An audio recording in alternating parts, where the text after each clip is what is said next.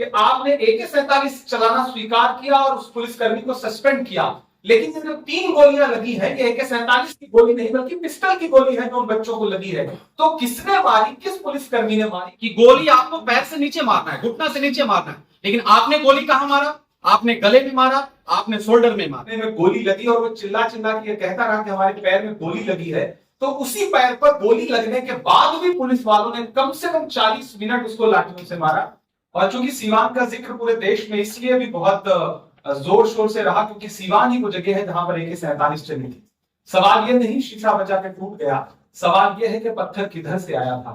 AK-47 चली, AK-47 चलाने वाले जो पुलिसकर्मी था उसको सस्पेंड किया लोकल प्रशासन ने। पहले वो मुकरते रहे लेकिन बाद में उन्होंने स्वीकार किया जब वीडियो फुटेज देश के सामने आया।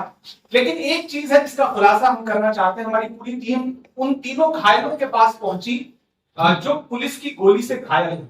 एक बच्चा जिसका नाम आकाश है, उसको शोल्डर पे गोली लगी है जिसकी उम्र 20-21 साल है। एक बच्चा जिसका नाम आरिफ है, उसको यहाँ गर्दन पे गोली लगी है और यहां से लग करके पीछे पार हो गई है, उसकी उम्र 16-17 साल है। और एक लड़का जिसका नाम बुलेट कुमार गौड़ है जो अग्निवीर परीक्षा की तैयारी कर रहा था।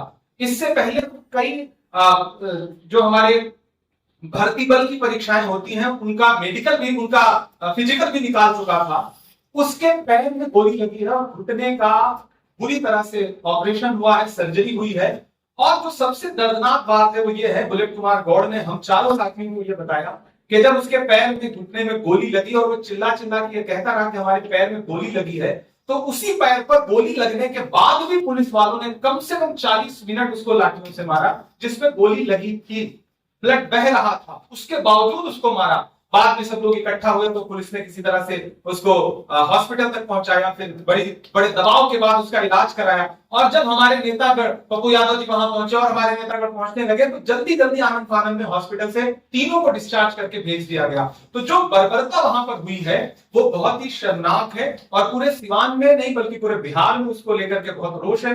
आपने जंतर मंतर के विजुअल देखे, पहले ट्रेन के विजुअल भी देश ने तब स्वीकार किया, पुलिस ने तब स्वीकार किया जब राहुल गांधी जी ने प्रेस कॉन्फ्रेंस करके देश को विजुअल दिखाए, सबूत दिखाए। उसी तरह से हमने वहां जिलाधिकारी से, पुलिस अधीक्षक से मुलाकात की तो हमने उनसे एक सवाल ये जरूर किया कि आपने AK-47 चलाना स्वीकार किया और उस पुलिसकर्मी को सस्पेंड किया, लेकिन ये जो 3 गोलियां लगी हैं ये AK-47 की गोली नहीं बल्कि पिस्टल की गोली है जो उन बच्चों को लगी है। तो किसने मारी, किस पुलिसकर्मी ने मारी, क्या अब तक उसकी जवाबदेही आपने तय किया, क्या अब तक आपने उसको सस्पेंड किया? तो वो टालमटोल करते रहे और टालमटोल में उन्होंने स्वीकार किया कि हम विभागीय जांच कर रहे हैं और विभागीय जांच के बाद हम कार्रवाई करेंगे। कुल मिलाकर के लीपापोती की कोशिश की जा रही है, बचाने की कोशिश की जा रही है। वो तीनों बच्चे बहुत गरीब परिवार से, एक आदिवासी समाज से, एक पिछड़े समाज से है, एक मुस्लिम समाज से है। ये सब वो बच्चे हैं जो देश का भविष्य है। ये वो बच्चे हैं जो अपनी ऊर्जा से देश को आगे ले जाना चाहते हैं, लेकिन उन्होंने अपना अधिकार मांगने के लिए छोटा सा प्रोटेस्ट क्या किया, उन पे सीधे गोली चलाई गई। तो सीवान की बर्बरता बहुत अलग लेवल की है और मुझे लगता है देश की मुख्य धारा की मीडिया से सीवान की बर्बरता छुटी हुई है। जरूर उस पर फोकस करिए, उन बच्चों तक पहुंचिए। कांग्रेस पार्टी लगातार उन बच्चों की मदद कर रही है। हमारी फैक्ट फाइंडिंग टीम ने पार्टी को रिपोर्ट सौंपी है, नेता प्रतिपक्ष को रिपोर्ट सौंपी है। राहुल जी लगातार देश की संसद में सवाल उठा रहे हैं कि हमारी सरकार अगर बच्चों पर गोली चलाने के लिए आमादा है तो फिर ऐसी सरकार के गृह मंत्री को या तो इस्तीफा देना चाहिए या प्रधानमंत्री को जवाबदेही लेते हुए राज्य के मुख्यमंत्री को और गृह मंत्री से इस्तीफा लेना चाहिए। सीवान करा रहा है, वहां के बच्चे करा रहे हैं। कांग्रेस पार्टी पूरी ताकत के साथ इस देश के छात्रों के साथ और बिहार के छात्रों के साथ खड़ी है। एक और महत्वपूर्ण बात, उसके बाद हमारे साथी भी बात करेंगे कि दबाव बनाने के बाद जब राहुल गांधी जी ने गृह मंत्री जी को चिट्ठी लिखी कि आप छात्रों पे बर्बरता करवा रहे हैं, उसके दबाव के बाद जब बिहार कांग्रेस ने प्रदर्शन किया, उसके बाद फाइनली मुकदमा वापस लेने का नोटिफिकेशन बिहार सरकार ने जारी किया। लेकिन उसमें भी ये शर्त जो रखी गई कि जिन छात्रों पे पहले से कोई मुकदमा दर्ज होगा, ऐसे तमाम छात्र नेता हैं विश्वविद्यालयों में, महाविद्यालयों में राजनीति करने वाले, जिन पे राजनीतिक मुकदमे हर प्रदर्शन के बाद कायम कर ही दिए जाते हैं, तो ऐसे छात्रों को विशेष रूप से टारगेट करके, चाहे पूर्णिया हो, चाहे जहानाबाद हो, चाहे भागलपुर हो, चाहे पटना हो, चाहे सीवान हो, इन तमाम जनपदों में जहां भी प्रोटेस्ट हुए थे,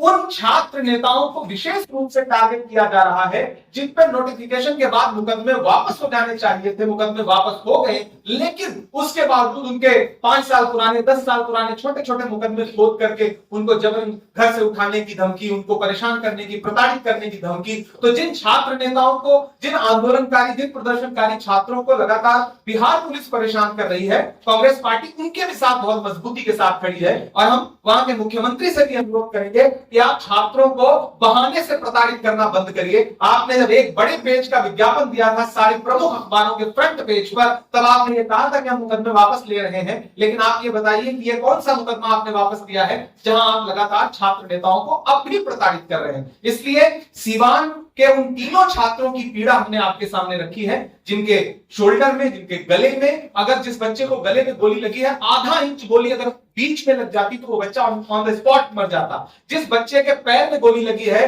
बुलेट कुमार गौड़, अब वो शायद ही कभी नौकरी में जाने की ख्वाहिश रख पाए, क्योंकि उसका पैर, उसका घुटना पूरी तरह से खराब हो चुका है और इलाज भी सुचारू रूप से, संपूर्ण रूप से नहीं कराया गया है। तो सीवान की बर्बरता बहुत बड़ी है, बिहार की बर्बरता बहुत बड़ी है। जंतर मंतर के विजुअल पूरे देश ने देखे हैं, लेकिन बिहार के विजुअल जिस दिन पूरा देश देखेगा, उस दिन भाजपा की सरकारों पर यह देश और लानत भेजेगा। पर AK-47 चला, बच्चों पर पिस्टल चला, इसका जिम्मेवार कौन है? किसने आदेश दिया कि आप बच्चों पर पिस्टल चलाओ, गोली चलाओ और AK-47 चलाओ? तो उन पदाधिकारियों का जवाब ये था, कहना उनका ये था कि सेल्फ डिफेंस में गोली चली। हमारे आदरणीय प्रभारी महोदय ने बताया कि सेल्फ डिफेंस में, चूंकि मैं मेंबर ऑफ पार्लियामेंट हूं, हम लोग सदन में बैठते हैं और कानून जहां से बनती है और कानून जहां संशोधन होता है वहां पर हम लोग रहते हैं। तो सेल्फ डिफेंस में यह लिखा हुआ है कि गोली आपको पैर से नीचे मारना है, घुटना से नीचे मारना है, लेकिन आपने गोली कहां मारा? आपने गले में मारा, आपने शोल्डर में मारा। दूसरा सवाल मैंने ये पूछा कि आपका जो सरकार है, ये गृह मंत्री जी, प्रधानमंत्री जी और जितने बैठे भाजपा के कैबिनेट मिनिस्टर हैं, वो ये बात मानने के लिए तैयार नहीं है कि AK-47 चली और पिस्टल चली, लेकिन वो प्रशासनिक अधिकारियों ने कहा कि नहीं, पिस्टल भी चली है सर और यहां पर AK-47 भी चली, लेकिन केवल एक पुलिस वालों को सस्पेंड किया गया है। हमने एक और बात रखा, हमने कहा अब ये बच्चों के ऊपर में आपने जो गोली चलाया, ये बच्चे गरीब घर से आते हैं, ये बच्चे जो हैं वैसे परिवार से आते हैं जो परिवार एक अगर टाइम का खाना खाता है तो दूसरे टाइम के लिए वो जुगाड़ करता है कि कहां से आएगा। अब इन बच्चों को आपने गोली मारा है तो इस बच्चा का फ्यूचर क्या होगा? एक बच्चे नाम हमारे इमरान सर ने लिया बुलेट गोड़ का, वो पूरा घुटना खराब हो गया और वो फिजिकल निकाल लिया है। वो कह रहा था कि मैं फिजिकल निकाल लिया हूं, अग्निवीर का पेपर लेने आया, उसके बावजूद भी लोगों ने गोली बरसाया। मैंने सवाल पूछा कि आप बताइए कि इनका क्या होगा, इसका फ्यूचर क्या होगा?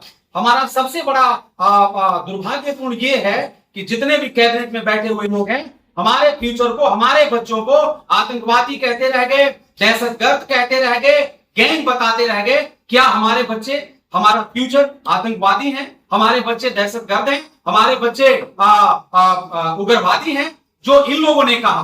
तो इसका बदला खासतौर पर सीवान में जो घटना हुआ वो मानवता का शर्मसार करने वाला घटना था और ये जो घटना था दुर्भाग्यपूर्ण घटना था और सरकार इसका जिम्मा नहीं ले रहा है। अभी भी हम लोग सदन में, आप लोगों ने देखा होगा कि गृह मंत्री जी को हम लोग कह रहे हैं आप सदन में आओ और देश को बताओ, क्यों आप वीडियो बना करके, न्यूज बना करके प्रधानमंत्री जी डाल रहे हैं? जब सदन चल रहा है तो आप देश में आके देश के लोगों को बताओ, सदन में बताओ, सदन भी सुनेगा, देश का लोग भी सुनेगा कि आपने इतना बर्बरता जो है हमारे लोगों के ऊपर में कैसे किया।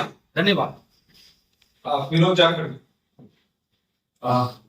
आप सभी का धन्यवाद। सीवान को लेकर चर्चा हुई और जिस तरीके की बर्बरता वहां पे हुई है, ये बड़ा सोचने का विषय है कि सरकार उस पर अभी भी आंख बंद करके बैठी हुई है। विस्तार से सभी ने बताई, तो मैं एक बात और बताना चाहूंगा उसी में ऐड करते हुए कि जिस तरीके से छात्रों को गिरफ्तार किया गया है, उनकी आंखों पे पट्टी बांधी गई और उनके साथ आतंकवादियों जैसा सलूक किया गया। कृष्णा जी ने बताया कि उनको जो है छतों से आकर गिरफ्तार किया गया। इसके साथ साथ एक पॉइंट और ऐड करूंगा, उनके माँ बाप के कनपट्टी पे बंदूक रख के ये कहा गया कि अगर आपके बच्चे या आप दोबारा अगर सरकार की नीतियों के खिलाफ बोलोगे तो अगली बार आपके बच्चों का एनकाउंटर कर दिया जाएगा। तो जो भी छात्र वहां पे आवाज उठा रहे थे, जितने छात्र जेल में बंद थे, हम कुछ छात्रों से मिलने गए, जेल में बातचीत करने गए, सबकी यही पीड़ा थी, उनके ऊपर अनगढ़ तरीके से जो है FIR की जा रही है, उनको गलत केसों के अंदर फंसाया जा रहा है, जहां वो उपस्थित भी नहीं थे वहां पे जो है उनके ऊपर झूठे मुकदमे लगाए जा रहे हैं। तो बिल्कुल NSY छात्रों के साथ में खड़ी है, इसको लेकर हमने पटना में भी आंदोलन किया और लगातार हमारा संघर्ष जारी है।